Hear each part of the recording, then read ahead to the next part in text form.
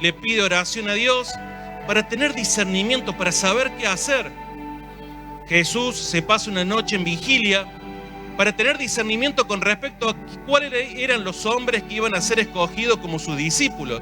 Siempre el discernimiento tiene una raíz que es espiritual, porque vamos a hablar del discernimiento bíblico, ¿bien? Discernir implica saber cuándo Dios está haciendo algo nuevo, cuando espiritualmente lo puedo ver. Abraham, por ejemplo, en algún momento tenía que salir de la tierra de Ur. Viene un mandato de parte de Dios y él discierne que era el tiempo. Él discierne que era el momento. Entonces, repitiendo aquí 1 de Crónicas 12:32 dice: de los hijos de Isaacar, 200 principales entendidos en los tiempos y que sabían lo que Israel debía hacer, cuyo dicho seguían sus hermanos. Este capítulo va describiendo gente de las tribus que se pasaban al lado de David.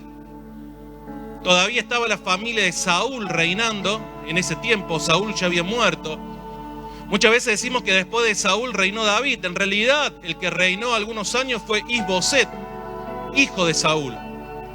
Aunque la verdad no era él quien gobernaba, sino que en la práctica era Abner, el general que había sido de Saúl. Pero lo cierto es que en ese tiempo la familia de Saúl seguía todavía reinando. Pero había algunos que entendían algo espiritual, algo diferente. Los protocolos humanos decían que Saúl y su familia eran quienes reinaban, pero aquel que estaba fino espiritualmente entendía que Dios ya lo había desechado a Saúl y que había puesto un nuevo rey, que era David.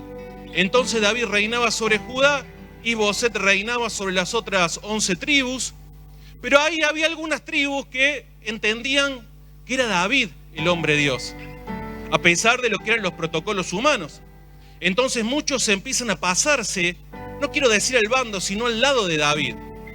Bien, y entre ellos los hijos de Isaacar, pero con una diferencia con respecto a las otras tribus. Los hijos de Isaacar eran respetados y tenía su palabra peso sobre las otras tribus. Por eso entendían los tiempos, sabían qué debían hacer, seguían lo que era el consejo y fueron entendidos que era el tiempo para hacer lo que Dios quería, no lo que ellos deseaban. Por eso el discernimiento también es reconocer la obra de Dios hoy, en el presente, pero responder correctamente a eso que Dios me muestra. Por eso lo que vamos a ver que el discernimiento, el velar, no es algo pasivo, sino que es algo completamente activo. Entonces Dios, a través del discernimiento espiritual, Él te va a mostrar algo, te va a mostrar cuándo debes avanzar, cuándo debes quedarte quieto y orar, te va a mostrar cuándo una puerta se abre, cuándo una temporada termina, cuándo hay una nueva oportunidad y hay que estar aprovechándola. Te va a mostrar cuándo hay que hablar, te va a mostrar cuándo hay que callar, te va a mostrar cuándo hay que sembrar, te va a mostrar cuándo hay que cosechar. Ese es el discernimiento espiritual que Dios quiere para nuestras vidas. ¿Bien? Ahora, fíjese lo importante que es tener discernimiento. En Lucas 12, del 54 al 56, dice la palabra de la siguiente manera. Jesús ahí está hablando, dice: decía también en la multitud: cuando veis la nube que sale del poniente, luego decís, agua viene, y así sucede. Y cuando sople el viento del sur, decís, hará calor, y lo hace. Hipócritas, sabéis distinguir el aspecto del cielo y de la tierra, y cómo no distinguís este tiempo. Entonces pasaba acá que los religiosos y mucha gente en Israel podían leer las señales que había en el cielo en cuanto a lo natural, pero no en cuanto a lo espiritual. Ellos eran excelentes observadores de lo natural y podían anticiparse las cosas. Entonces lo natural, ellos veían algo y decían, va a llover. Veían lo natural allá, va a pasar esto, va a estar pasando lo otro. Pero acá el Señor le dice, así como son en lo natural, deberían ser en lo espiritual. Pero en lo natural se anticipan a muchas cosas, se entienden muchas cosas, pero no las estamos entendiendo espiritualmente. Y no estaban entendiendo la venida del Señor Jesús. Estaban orando y estaban pidiendo por alguien que ya había llegado. Estaban pidiendo por alguien que estaba frente a ellos, frente a sus ojos. Entonces, no tenían las mismas capacidades. A veces podemos ser muy inteligentes en lo natural, muy inteligentes, pero podemos ser inmaduros en cuanto a lo que es lo espiritual. Y podemos conocer muchas cosas y la profesión que hacemos y todo, pero podemos ser inmaduros espiritualmente y no darnos cuenta lo que Dios está haciendo. Y Dios puede estar haciendo algo grande. Ellos lo tenían a Jesús enfrente de ellos y no se dieron cuenta que era el Mesías esperado, el Mesías profetizado. Aquel que venía a liberar el corazón, que venía a liberar las vidas. Yo digo, qué gran oportunidad que se perdieron. Pero eso no ocurre solamente en aquel tiempo, ocurrió en todos los tiempos. Que Dios puede estar haciendo algo grande o que quiere hacer algo grande y que no nos damos cuenta. En Lucas 19, del 41 al 44, la palabra de Dios dice de esta manera: y cuando llegó cerca de la ciudad, ahí cuando había entrado con el pollino, al verla, lloró sobre ella, diciendo: oh, si también tú conocieses a lo menos en este tu día lo que es para tu paz, mas ahora está encubierto tus ojos, porque vendrán días sobre ti cuando tus enemigos te rodearán con vallado y te sitiarán y por todas partes te estrecharán y te derribarán a tierra y tus hijos dentro de ti, y no dejarán en ti piedra sobre piedra, por cuanto no conociste el tiempo de la visitación. No hubo discernimiento espiritual, no conocieron el tiempo de la visitación de Dios. No conocieron lo que Dios quería estar haciendo en ese momento. Y por supuesto eso acarreaba consecuencias. Podrían no haber vivido ninguna de esas consecuencias. Pero sin embargo, no estuvieron finos espiritualmente. No estuvieron finos. Entonces vemos que tenían las escrituras, tenían las profecías, tenían a los profetas, tenían los sacerdotes, tenían a los entendidos en la ley, tenían la ley misma, pero no tenían discernimiento. Tenían mucha información, pero tenían poco discernimiento. Llenaban su mente con conocimiento, pero no estaba el discernimiento que puede estar guiando lo que era sus vidas. Y este es el peligro que cada uno de nosotros corremos. Jesús llora por esa ciudad, pero ¿por qué llora? Porque iba a venir el Imperio Romano, porque estaban ellos bajo lo que es opresión, por la parte política. Todo eso por supuesto que le dolía. Pero ellos lloran por la gran oportunidad que se estaban perdiendo, porque algo estaba pasando frente a sus narices y no se daban cuenta. La falta de comunión, la falta de entrega a Dios, muchas veces va a hacer que dejemos pasar las oportunidades. Y después muchas veces nos preguntamos, ¿y por qué me pasó esto? ¿Por qué me pasó lo otro? Y tal vez es que no pudimos escuchar, no pudimos discernir el tiempo, no lo pudimos entender espiritualmente. Y el Señor nos va a mostrar las cosas que nos deban mostrar. Porque uno podría estar preocupado y decir, espiritualmente tal vez no entienda esto, tal vez no entienda lo otro. Pero el Señor de una manera u otra te lo va a comunicar. Pero lo que Él quiere es que uno esté unido a Él, pegado a Él.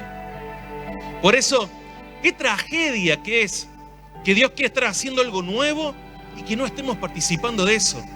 Que nos quedemos afuera. Podemos estar en el lugar correcto. Podemos estar escuchando la palabra correcta. Podemos estar viendo milagros. Pero eso no significa de que podamos estar con discernimiento y aprovechar lo que Dios está haciendo. Ellos estaban frente a Jesús y no lo pudieron aprovechar. Ahora, hay algo que tiene que quedar en claro en esta noche, que siempre el discernimiento va a producir acción. Siempre. Acá decía que los hijos de Isaacar eran entendidos en los tiempos y sabían lo que debían hacer. Cuando alguien es entendido en los tiempos es para hacer algo. ¿Bien? Y alguien dirá, bueno, pero si Dios me dice que espere, que no tome esta oportunidad, bueno, es tiempo de orar, de consagrarse, pero siempre va a ser tiempo de estar haciendo algo, y cuyo dicho seguían sus hermanos. O sea que habla de acción, habla de actividad, habla de poner manos a la obra. No es solamente estar analizando las cosas, sino que es también estar tomando acciones. Y traigo esta palabra y digo todo esto, y ya vamos a ver algunos otros pasajes bíblicos. En Mateo 24:7, por ejemplo, dice, porque se levantará nación contra nación y reino contra reino, y habrá pestes y hambres y terremotos en diferentes lugares. El versículo 29 del capítulo 24 vuelve a repetir esta idea de los terremotos también, lo dice de otra manera. Y en esta semana, viendo las noticias, hubo un terremoto sobre Colombia. Y cuando hubo un terremoto sobre Colombia, y justo que fue después de lo que aconteció en Venezuela, inmediatamente en mi corazón algo se despertaba. Porque lo pensaba de esta manera.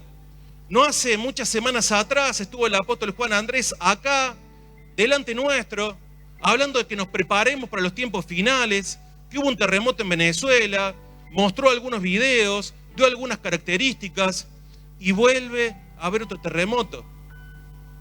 Entonces yo tengo que hablar lo que Jesús habla. Jesús anunciaba su pronta venida, o que iba a venir por segunda vez, y después los apóstoles anunciaban su pronta venida.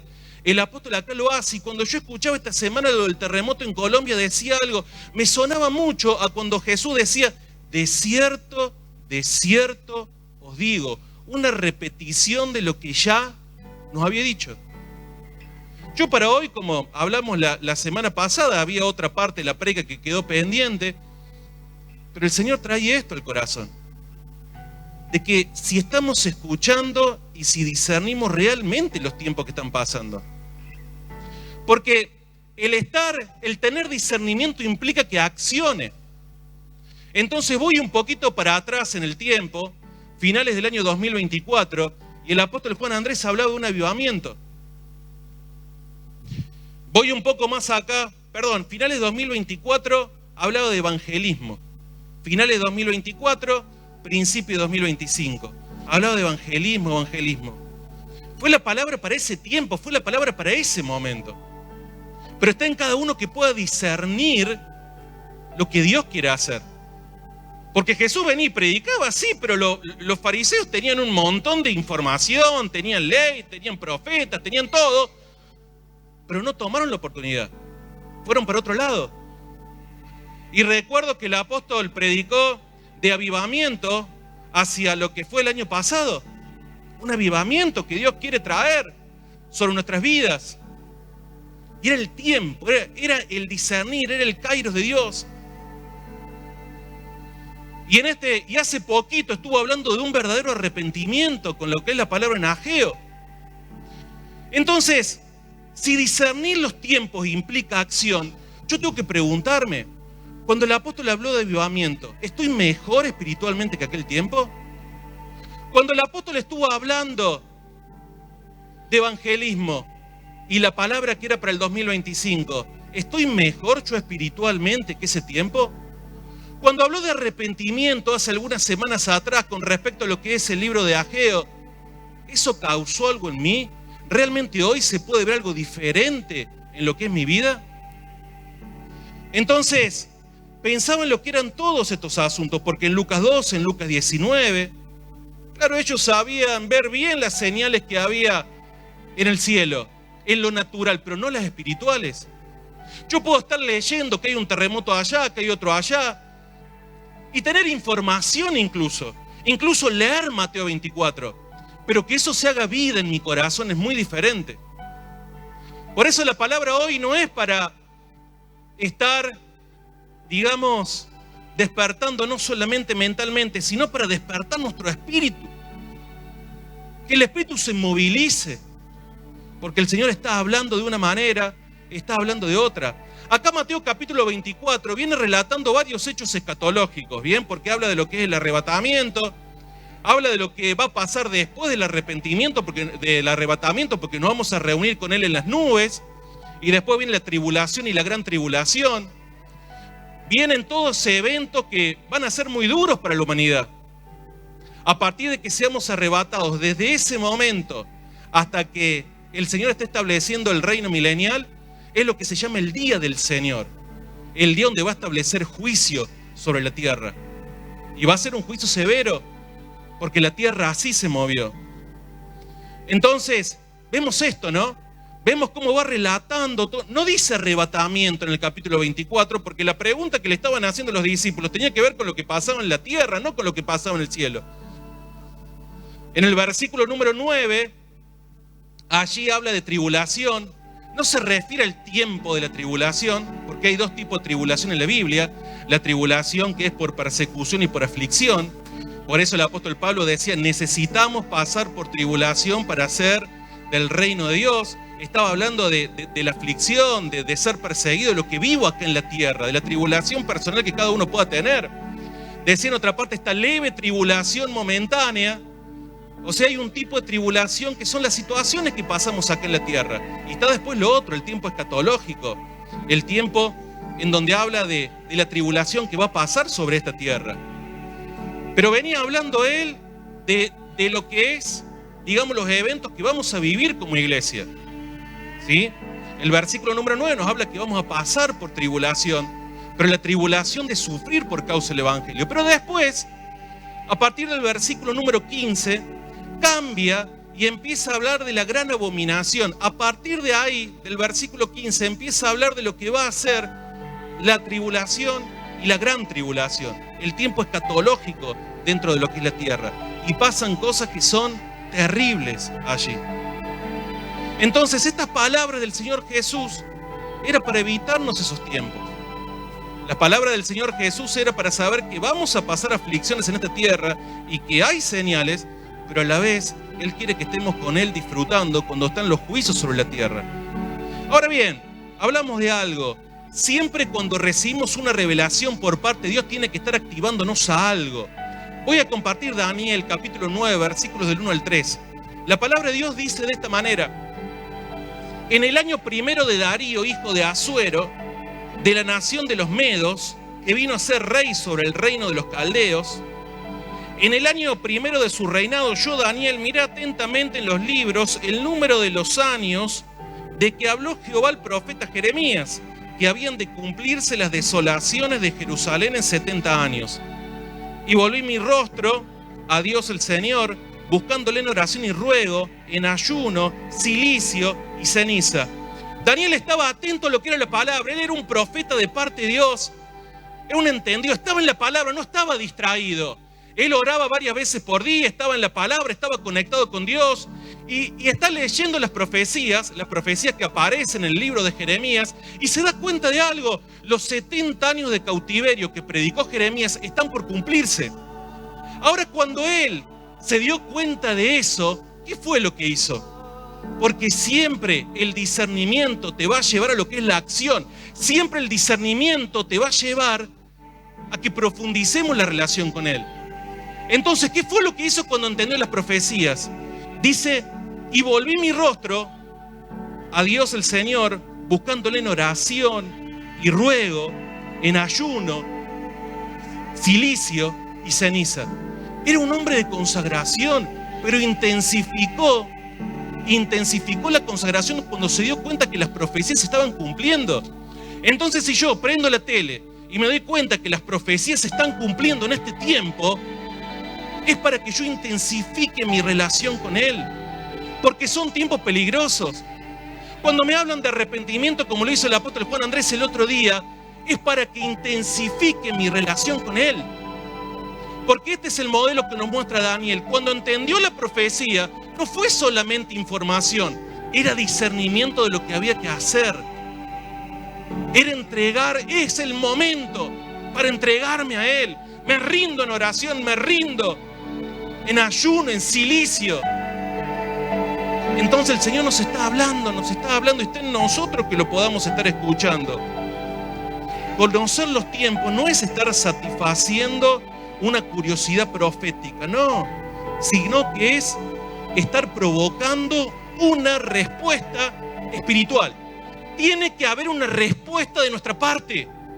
No me puedo quedar dormido, ¿sí? Siempre la profecía está ligada al cumplimiento, y cuando se cumple hay mayor búsqueda de Dios. Antes y después que se cumpla tiene que haber mayor búsqueda de Dios. La profecía no fue dada solamente para estar informándonos del futuro, sino también para estar cambiando nuestro presente. A Daniel le cambió el presente en ese momento, porque se puso en oración, intensificó esos tiempos. Cuando recibieron a Jesús, aquellos que tuvieron la luz de ver que el Salvador estaba en la tierra, a pesar de que eran personas que oraban, que tenían las disciplinas espirituales, eso les cambió el presente. Porque cuando te rendís a Dios, cuando sabes que el Señor ya viene, cuando te entregás a Él, cambia tu presente. Cuando ves las profecías y ves que Él está llegando y decís, me rindo en ayuno, me rindo en oración, eso va a cambiar tu hoy. Va a cambiar tu situación en tu casa, va a cambiar tu situación económica, va a estar cambiando la situación que sea que estés viviendo porque te estás pegando a Él. Te estás pegando a Él. Pero tiene que haber una respuesta. Si no hay una respuesta, ¿cómo sería? ¿Sabe algo? El Señor a través de todo esto nos quiere convertir en protagonistas, no en espectadores. En protagonistas. El Señor está anunciando algo, así como cuando Él vino, ¿sí? Estaba anunciando que Él estaba ahí y que exigía una respuesta. Esto mismo está anunciando hoy. Mire, discernir el tiempo sin lo que es una modificación espiritual, eso solamente es información. Queda en información. Si yo entendí algo, pero no me muevo en pos de algo, queda en información solamente. Ahora, es algo tremendo porque esto nos trae expectativa. Y la expectativa siempre va a cambiar el presente. Porque todo lo que un ser humano hace con expectativa, lo hace con entrega, lo hace con amor, lo hace con otras energías. La religión solamente nos va a mantener ocupados, pero la expectativa lo que va a hacer en el Señor y en los tiempos del Señor es mantenernos despiertos. Y cuando estamos despiertos podemos disfrutarlo a Él, podemos amarlo. La expectativa produce hambre. Quiero que esto esté pasando. Es como cuando alguien va a tener un hijo. Tiene el hambre, la expectativa de que eso ocurra, de que eso pase. Sabe que va a venir en el futuro, pero hace que me prepare en el hoy. Y que tenga ganas, y que lo quiera, y que lo anhele, y que me prepare para todo eso. Hablaba en el tabernáculo de lo que es un ejemplo de todo esto, porque el apóstol Pablo viene hablando en 1 Tesalonicenses, en el capítulo número 4, en el final del capítulo 4, habla de nosotros, habla del arrebatamiento, pero a partir del capítulo 5 habla de ellos, habla del día del Señor. Y veníamos hablando de esto y decíamos, hay expectativa cuando yo sé lo que Dios va a hacer. Hay expectativa. Si yo tengo, por ejemplo, mi casa, y sé que viene la visita que más estoy esperando en mi vida, no cualquier visita, porque estamos esperando la pronta venida del Señor. Hacemos un paralelo con eso. Y estoy esperando una gran visita en mi casa. Entonces, esa casa la voy a empezar a acomodar. Esa casa la voy a empezar a ordenar. Si está desordenada, la voy a dejar linda. Porque viene la visita que estuve esperando toda mi vida para mi casa. Sería feo que llegue la visita y que le diga, no, mira, o no entras, o no podemos llevar adelante la visita, o no sé, o vení, pasá con todo el desorden. No sería lindo. ¿Por qué digo esto? Porque la visita todavía no llegó. Pero mientras la visita llega, yo voy ordenando mi casa. Por eso cambia el presente, la expectativa. La expectativa cambia el presente porque ahora mismo me voy moviendo. Y que la casa esté limpia es un bien para mi vida. Ahora, obviamente, no debemos acomodar la casa solamente cuando viene una visita. Debe estar siempre acomodada, ¿o no? Hacer el esfuerzo. Eso nos dice el Señor, que estemos siempre despiertos, siempre anhelantes, siempre buscándole, nunca desconectados de Él. Que nuestro interior esté limpio, que nuestra casa, nuestra vida esté limpia, fuera de pecado, entregándonos a lo que es el servicio, haciendo lo que es la obra de Dios. Y cuando Él venga a buscarnos, va a encontrar una casa limpia, va a encontrar una casa ordenada. Va a ser un regocijo para Él y va a ser un regocijo para mí. Pero mientras tanto, mi casa sigue limpia. Y eso es bendición para vos, es bendición para tu familia, es bendición para tu casa. Por eso, la expectativa lo que hace es estar modificando el presente. Modifica lo que es mi presente. Qué lindo que es vivir con expectativa. Yo veía cuando iba a llegar el partido de Argentina en alguno del Mundial, y veía que había expectativa, había banderitas y nos reunimos acá, allá y ojalá que le ganemos y esto y el otro. Había expectativa. Es lindo vivir con expectativa. Ahora cuando perdemos esa expectativa, ahí está lo triste. Daniel fue una persona que entendió lo que Dios iba a hacer y le generó la expectativa. Se termina el cautiverio. Vamos a volver a lo que es nuestra tierra. Se termina el cautiverio. Y lo llevó a rendirse en oración. Eso es lo que tenemos que hacer. Libro de los Hechos, capítulo número 1, versículos del 7 al 11. Presta atención, esto es maravilloso. Dice, y les dijo, no os toca a vosotros saber los tiempos o las sazones que el Padre puso en su sola potestad. Prestemos atención a esto. Pero recibiréis poder cuando haya venido sobre vosotros el Espíritu Santo, y me seréis testigos en Jerusalén, en Judea, en Samaria, y hasta lo último de la tierra. Y habiendo dicho estas cosas, viéndole ellos, fue alzado, y le recibió una nube que le ocultó de sus ojos. Y estando ellos con los ojos puestos en el cielo, entre tanto que él se iba, he aquí se pusieron junto a ellos 2 varones con vestiduras blancas, de los cuales también les dijeron, varones galileos, ¿por qué estáis mirando al cielo? Este mismo Jesús, que ha sido tomado de vosotros al cielo, así vendrá como le habéis visto ir al cielo. ¡Qué maravilloso! ¿Sabe algo? Versículo 7 dice, no os toca a vosotros saber los tiempos o las sazones que el Padre puso en su sola potestad. Estaba hablando de algo ahí, de lo que es el tiempo cronos y el tiempo kairos de Dios. Como para que entendamos un poquito esto y siguiendo con los ejemplos futbolísticos, que por ahí me manejo bien con todo eso, usted imagínese que alguien pregunte, ¿y qué momento va del partido? Y alguien diga, bueno, van 25 minutos del segundo tiempo. Ese es el cronos. ¿Y qué momento va del partido? Pregunta otro. Va el momento donde mi equipo tiene que atacar. Va el momento en donde ellos ya no marcan como antes. El momento que se cansaron. El momento que tenemos que estar aprovechando, atacándolo por tal o tal lugar. Uno es el tiempo cronos, otro es el tiempo kairos de Dios. Él dice tiempos y sazones, el tiempo cronos y el tiempo kairos. No los toca a ustedes saber.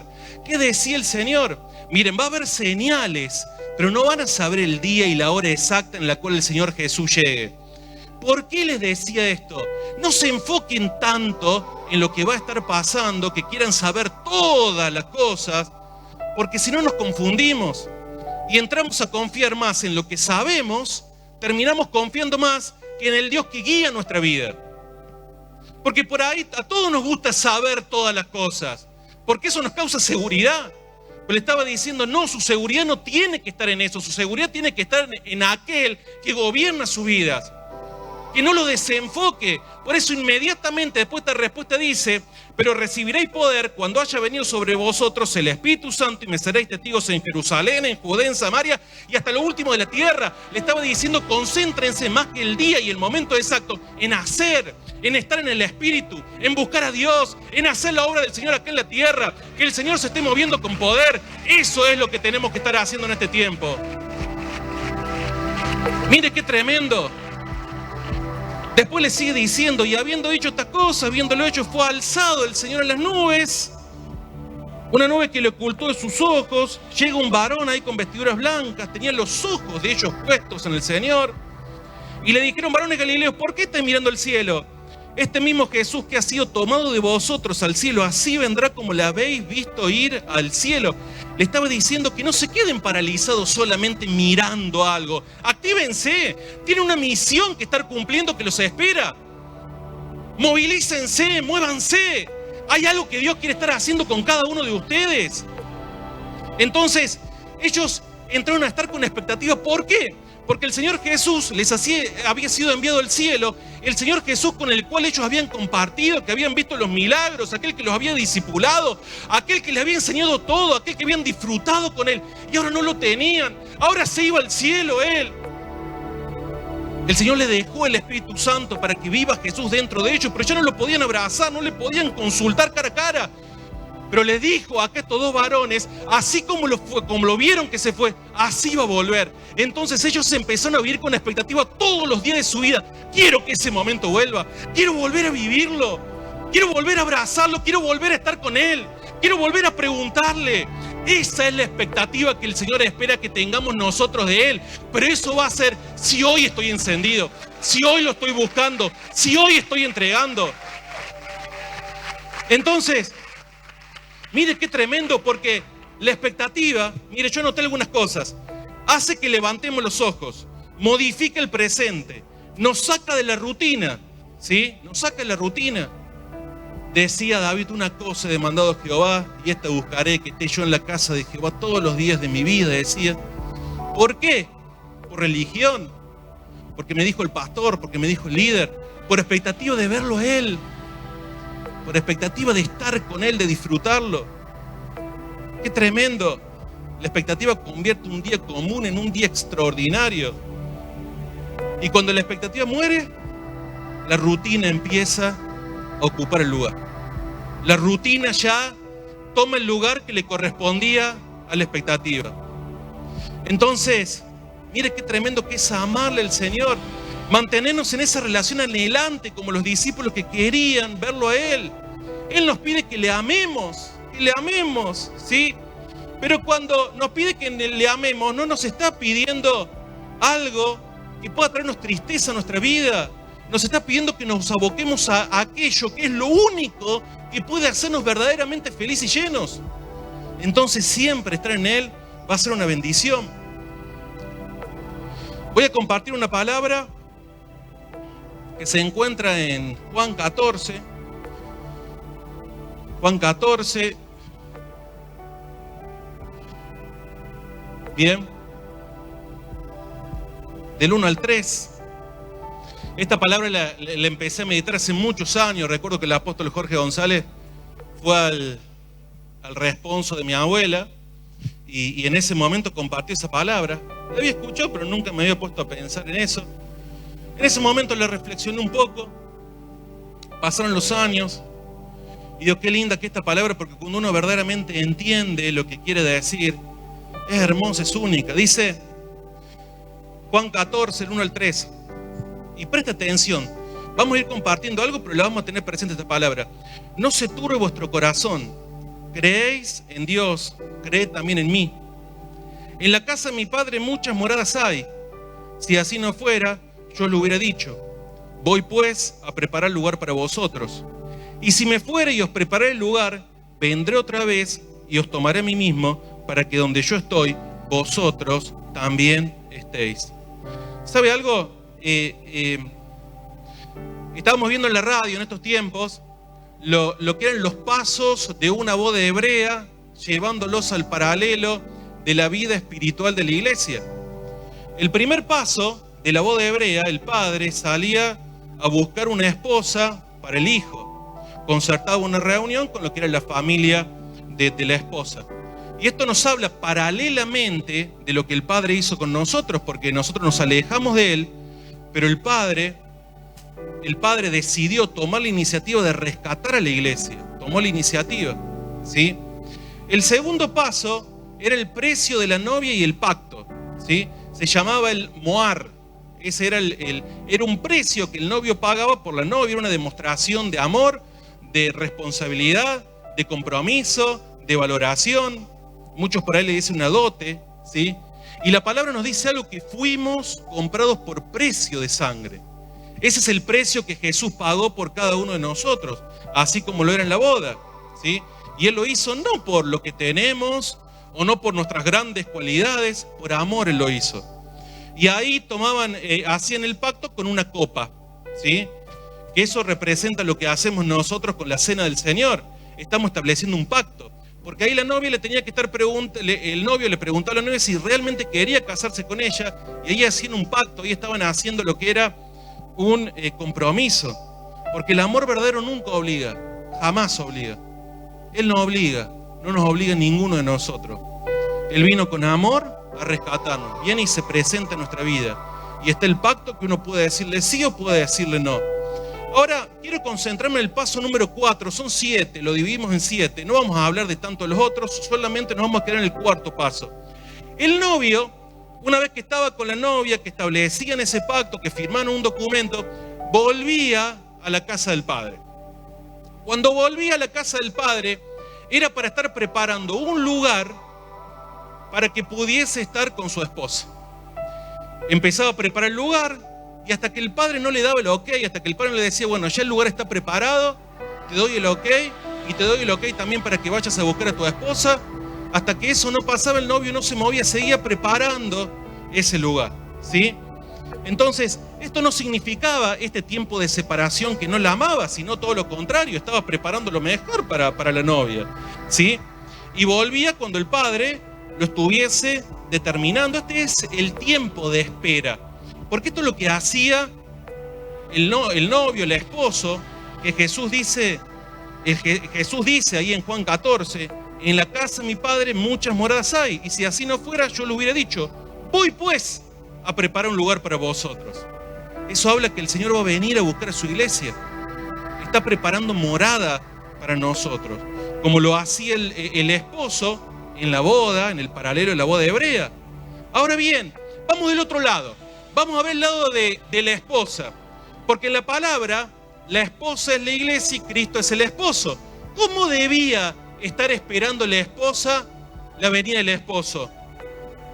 No era un tiempo vacío, sino que era un tiempo de preparación. Este es un tiempo de preparación, de discernir los tiempos. ¿Cuál es ese tiempo? Que pronto el esposo va a volver, ¿sí? No sabía cuándo iba a estar regresando el esposo, no se decía nada de eso, no sabía en el momento. Bien, habla de las vírgenes prudentes. Miren las vírgenes prudentes, porque todas tenían las lámparas, pero no todas tenían el aceite. Entonces, si había vírgenes que en algún momento no tenían el aceite, era porque no estaban verdaderamente enamoradas del esposo. Alguien que verdaderamente está enamorado, que venga ya. Que venga ya, no ve la hora de que venga y abrazarle y darle un besito. Pero si no tenía el aceite preparado, no había expectativa de que venga el esposo. Por eso, ¿cómo debemos estar esperando al esposo? ¿Cómo debemos discernir estos tiempos? Porque la venida está pronta, está cerca. A mí lo del terremoto en Colombia me estuvo despertando todo esto, ¿sí? Debemos esperarlo con expectativa. La esposa había venido, había tenido contacto con el esposo, le había gustado, sí, nos casamos, hago el compromiso con vos, y se va el esposo. Y yo me imagino a la esposa, ¿y cuándo volverá? ¿Cuándo vendrá nuevamente la esposa? Porque la amo, porque lo amo, porque estoy enamorado, porque tengo expectativa. Entonces, esa expectativa que ella tenía hacía que se prepare para ese momento. Entonces, se preparaba en fidelidad. Porque hasta antes de ese momento sí, a lo mejor podía mirar a algún otro varón, pero ahora no. Ahora ya eran esposos porque habían dado su palabra. Entonces me habla cómo me tengo que preparar yo como iglesia, con fidelidad. No estar mirando el pecado, estar mirando los ídolos, estar mirando esto, estar mirando lo otro. Fidelidad. Entender que esa expectativa transforma mi presente. Y la primera manera es teniendo fidelidad con el Rey, sabiendo que Él pronto va a venir. Fidelidad. Con arreglos. Dice que se maquillaba, se empezaba a preparar al tipo de Esther, cuando tenía que estar presentándose ante el rey Asuero. Se preparaba, se ponía hermosa. Nos ponemos hermosos para el Señor en este tiempo. Personas de bien, personas que brinden su palabra, personas que no anden en chismes, personas que lo anhelen, que lo amen. Pero todo eso es posible si hay expectativa de que el esposo regrese. Si yo tengo expectativa por él, me va a hacer hoy tener una vida diferente. Dice también que el vestido lo preparaba, lo iba preparando el vestido. Dice que después ese vestido lo llevaban en un baúl para cuando el esposo venía a buscarla, y que en el momento de la celebración la esposa sacaba ese vestido que durante mucho tiempo había preparado. Lo había preparado. Bien. La palabra en Apocalipsis nos enseña que ese vestido son las acciones justas de los santos. Es hacer lo justo, es hacer lo correcto, es hacer lo que refleja a Dios, lo que tiene misericordia, lo que tiene bondad, lo que tiene bien. Pero yo voy a hacer todo eso en la medida que hoy esté conectado con Él. Porque si yo no estoy conectado con Él, me voy para otro lado. Si yo no estoy conectado con Él hoy en el presente, no puedo tener acciones justas, porque en definitiva me voy a gobernar por lo que yo quiero. Pero cuando estoy con Él, están las acciones justas. De esa manera lo esperaba con expectativas porque lo amaba. Dice que el esposo le enviaba regalos en ese tiempo. ¿Para qué? Para hacerle saber a la esposa de que aunque él no esté presente físicamente, la seguía amando y el compromiso seguía presente. Era para hacerle saber que la seguía amando. Dice la palabra de Dios que fuimos sellados con las arras del Espíritu Santo, que es una garantía de que Él nos ama, que es una garantía de que Él está con nosotros. Él sigue estando con nosotros en nuestra vida. Nos ama. Dice que le enviaba regalos. A la iglesia le envió dones espirituales. Dones para que los podamos estar ejerciendo hoy, no mañana. Nos mandó regalos. Está su asistencia, está su provisión, está su amor. Está cada día regalándonos algo nuevo. Cuando le pedimos socorro, ahí está el regalo que nos está dejando. Entonces, mire lo precioso que es esto. Este es el tiempo para esperarlo al Señor de esa manera. Último pasaje bíblico que comparto. 1 Tesalonicenses, capítulo número 5, versículo 6. Viene hablando el apóstol Pablo de lo que es el día del Señor. El día que van a atravesar aquellos que quedan en la tribulación y gran tribulación. Pero les habla ahora, ojo, no se descuiden ustedes, no vaya a ser que también tengan que estar pasando por esos días. Por eso dice, por tanto, no durmamos como los demás, sino velemos y seamos sobrios. Qué bueno, porque estar despierto, dice que velemos y que estemos despiertos. Estar despierto te hace reaccionar con claridad. Pero todo tiene que ver con la claridad, con la reacción. Por ejemplo, una persona que de noche, porque ahí dice que de noche no durmamos, que está en su casa y resulta que hay ruidos en su casa y él como que quiere entrar ahí a la casa. La persona que está dormida, que habla de estar dormido espiritualmente, no reacciona, puede pasarle cualquier cosa y ni se da cuenta. Un sueño profundo, taca, te pasa cualquier cosa. Pero la persona que no duerme, que habla de no dormir espiritualmente, está atenta. Entonces te permite reaccionar con claridad. Entonces escuchás algo que está fuera de lugar, tácate, ahí reaccionás y no permitís que algo malo te esté pasando. Porque no estás dormido espiritualmente. Pasa que muchas veces recibimos palabras y es como que seguimos dormidos. Es una actitud de atención espiritual. No solamente ante las señales de afuera de lo que va pasando, sino también interiormente no estar dormido. No solamente velar por lo que pasa afuera, sino por lo que está pasando en mi corazón. Y ahí cuando estamos despiertos espiritualmente, yo le pregunto al Señor, Señor, ¿qué quieres de mí? ¿Qué es lo que tengo que estar haciendo? ¿Cuál es el paso que debo estar realizando? Y dice otra cosa, dice que seamos sobrios. Y esto es muy importante, porque la sobriedad nos permite estar reaccionando de buena manera, nos da capacidad de reacción. Una persona que está borracha, por ejemplo, no está sobrio y no tiene capacidad de respuesta.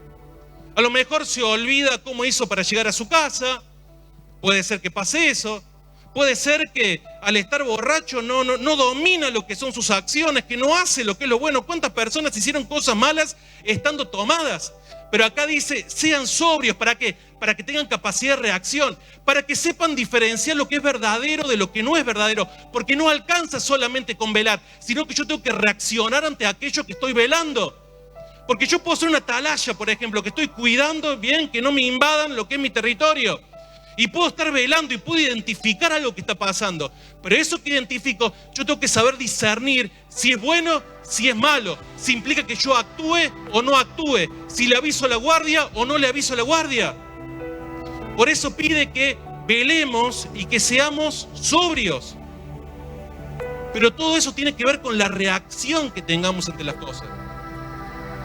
Por eso cuando el apóstol Pablo hablaba de este tiempo, dice, estén despiertos espiritualmente, sean sobrios espiritualmente. Vamos, despierten que estamos dormidos. Despertemos que algo está pasando. Despertemos que los hechos y acontecimientos proféticos pasan enfrente nuestro y pareciera ser como que es información nomás. Pero no es la acumulación de información, sino el discernimiento que tengo de esa información. Por eso el Señor me hablaba fuertemente de esto. Y después venía el novio o el esposo a buscar a su esposa. Y venía, lo anunciaban con trompetas, porque claro, representa a Cristo que va a venir como rey. Dice que en el arrebatamiento va a venir con voz de arcángel, voz de trueno, voz de mando. va a ser algo impresionante. Se dice que no todos van a poder discernir lo que es eso. Como por ejemplo, los que iban al lado del apóstol Pablo. El apóstol Pablo escuchaba algo, pero los compañeros que iban al lado no podían discernir qué era. O como por ejemplo las trompetas de Israel. Las trompetas tocaban las trompetas de Israel, pero las naciones extranjeras no sabían qué significaba eso. Sea como sea, va a venir como rey. Y ahí cuando llegue a la casa de la esposa, lo más hermoso va a ser que la esposa esté lista para recibirla. Porque ahí Juan 14, en el versículo 3, es muy claro. Y dice, vendré otra vez. ¿Sí? No es solamente estar dispuesto a lo que Dios quiere estar haciendo, sino dispuesto a hacer lo que Dios quiere. Dice, vendré otra vez. El Señor nos dice algo, vendré otra vez. Vendré otra vez. Pero esa expectativa tiene que estar modificando lo que es nuestro presente. Y cuando nuestro presente es modificado, la gloria del Señor se deja ver en nuestras vidas. El que realmente tome esta palabra, oremos por favor. Oremos porque es necesario. Para que el Señor nos despierte, nos saque de lo que es letargo. Padre bendito y amado Dios, en el poderoso nombre de Jesús, gracias por ese amor tan maravilloso, por hacernos saber día a día que tú nos amas, como aquel esposo que le enviaba obsequios a la novia. Yo lo recibo, Señor, yo lo recibo, pero dame algo que tal vez hasta aquí no tuve, que es el discernir los tiempos. Te ruego, Padre, que tú traigas discernimiento a mi corazón, que traigas discernimiento a mi vida. Te ruego para poder esperarte con expectativa, no de una manera fría, de una manera apática, porque eso no es el amor. Eso no representa la relación que tú quieres tener con nosotros. Padre, bendigo a toda esta iglesia. Bendigo a toda esta iglesia. Y con esta palabra no estoy diciendo que debamos ser perfectos. No, cada uno tiene su etapa de crecimiento. Lo que estoy diciendo es que cada uno se determina a dar un paso más. Que cada uno te busque de una manera que sea un poquito más intensa, que se empiece por allí. Y que cuando los tiempos son presentados tengamos el discernimiento para decir amén. Padre, bendigo a todos los que vienen con dificultades, a todos los que vienen trabajados y cargados, a todos aquellos que no saben cómo salir adelante.